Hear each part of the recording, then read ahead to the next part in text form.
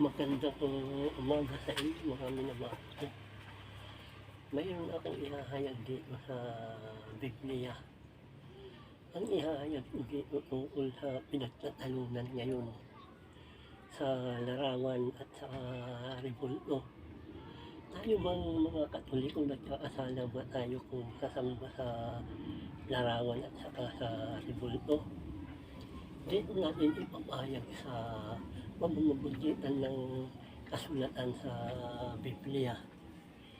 Dito sa Exodo 20, ang talata ay 3. Dito natin babasahin. Dito ang magpapaliwanag ang Biblia, hindi ang karunungan ng tao. Dito sa Kapitulo 20, 3 ang talata, nandito, ang sabi dito, huwag kayong magkakaroon ng ibang Diyos maliban sa akin. Huwag kayong magkakaroon ng Diyos-Diyosan o kaya larawan o rebulto ng anuman nilalang sa himpapawid, na sa lupa o nasa tubig. Huwag kayong maglilingkod sa mga alinman, sa mga Diyos-Diyosan iyan, sapagkat ako si Yahweh ay mapanibughuin. Paparusahan ko ang lahat ng ayaw sa akin, pati ang kanilang mga anak hanggang sa ika-4 salin lahi.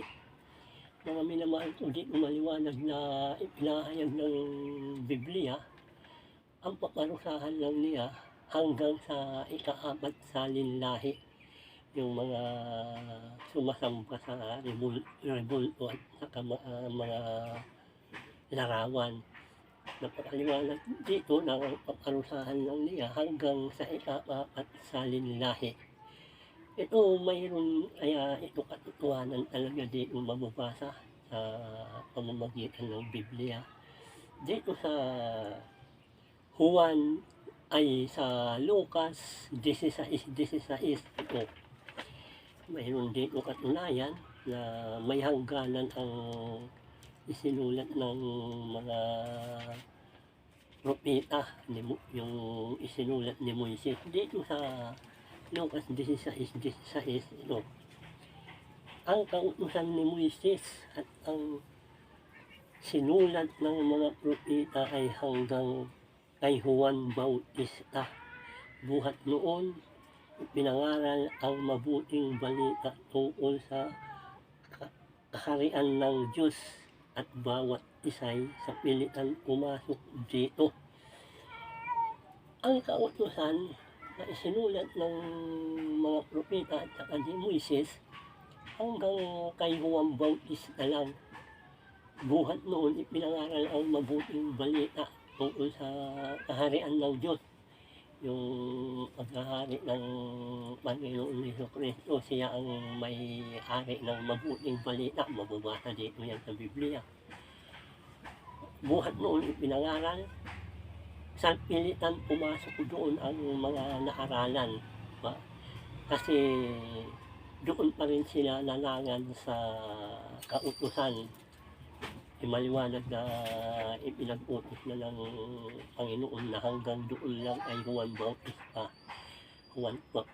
Bautista. Tapos dito kay Juan Bautista, mayroon pa nagpatunay na talagang may hangganan. Dito sa Roma Kapitulo 10:1 ang talata. Roma 10:1. Ito, mga kapatid, ang marugtog kong nais at dalangin sa Diyos ay maligtas sila. Sa kapatunayan kung sila'y nagsisikap na maging kalugod-lugod sa Diyos, subalit mali ang kanilang batayan sapagkat hindi nila nakilala ang pagpapakawalang sala na kaloob ng Diyos. At nagsikap silang magtayo ng sariling pamamaraan sa halip na sundin ang pamamaraan ng Diyos. Si Kristo ang hangganan ng kautusan. At sa ganun, ang sino man nananalig sa Kanya ay pawawalaan sala. Napakaliwanag. Hanggang kay Juan Bautista, hanggang kay Kristo. Kaya kung tayo man sumamba sa mga larawan at sa mga rebulto, hindi na tayo doon nagkakasala kasi may hangganan. Ito ang katunayan dito sa Bible. Paano naman pinawala ang bisa ang kautusan? Dito sa Epeso 2, may mababasa tayo dito. 2:14 ng Epeso. Tingnan natin.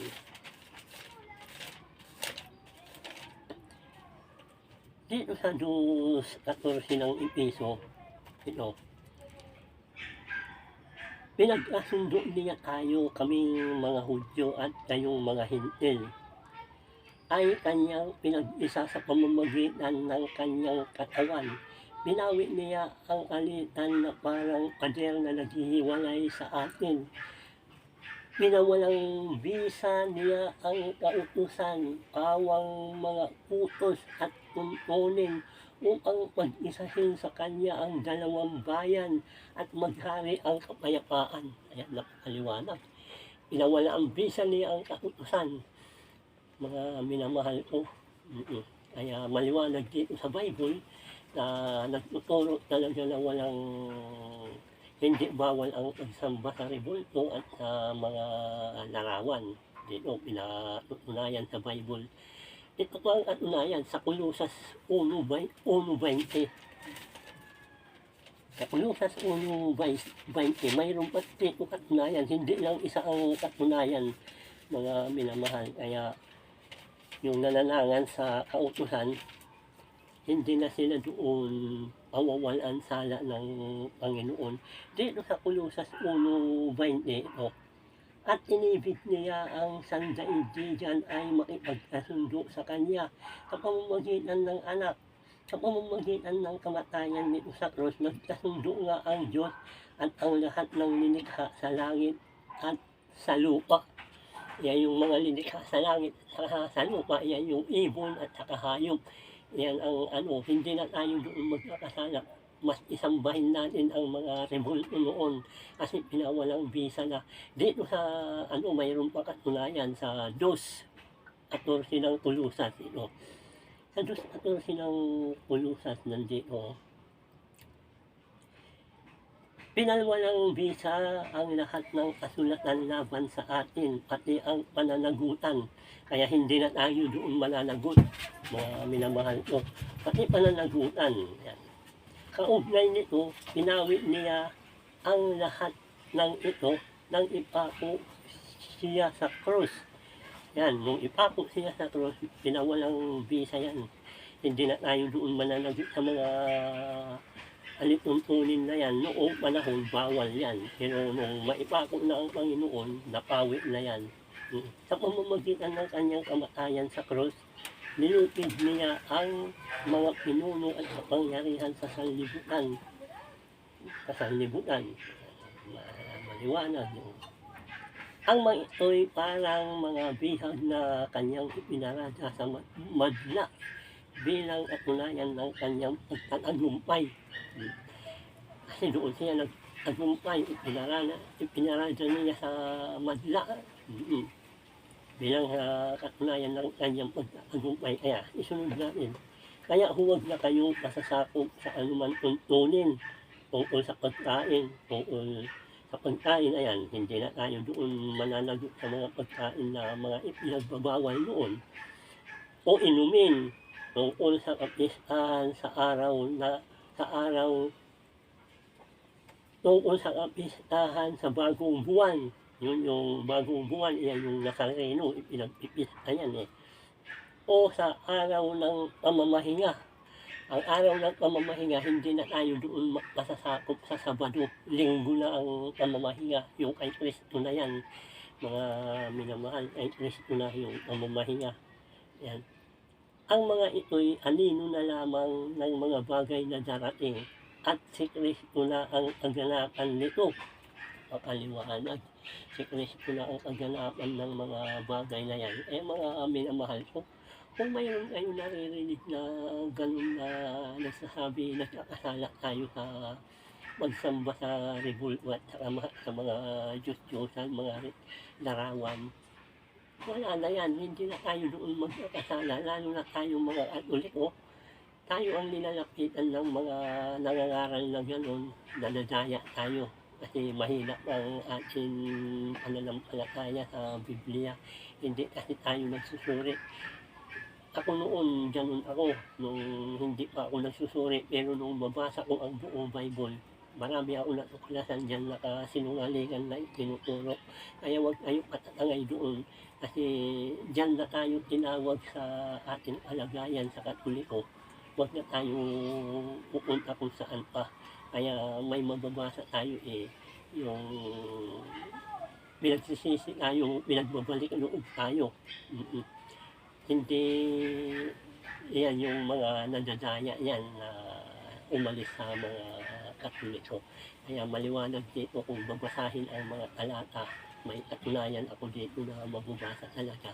Oo, sa mga susunod na iaaral o abangan ninyo mga minamahal, lalo na ang inyong mga anak na mga Katoliko, kasi yan ang madadaya ngayon kasi ang hula dumating na, nandito na, lalapitan kayo ng mga mandaraya, aanuhin kayo sa mga matatamis na pangungusap. Nasa Bible yan.